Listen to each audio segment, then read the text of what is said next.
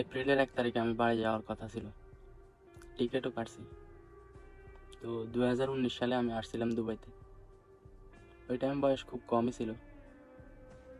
তো এর মধ্যে অনেকবার দেশে যাইতাম চাইছি, কিন্তু পারি নাই বিভিন্ন রকম সমস্যার কারণে। তো এখন যখন টিকিট কাটি ফেলাইছি, এখন তো যাওয়াই লাগবো। তো বাড়িতেও বলছি। তো কিছু কথা অনেক খারাপ লাগছে। তো আজকে 5 বছর, 5.5 বছর প্রবাসে।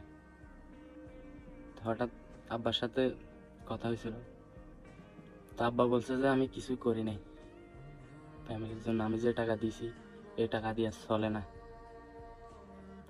এর মধ্যে বোনরে বিয়ে দিছে, আমি বাইরে আনছি।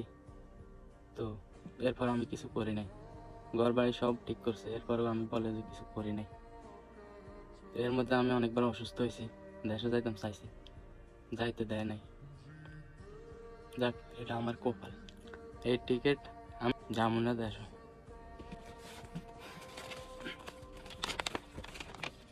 এই টিকিট,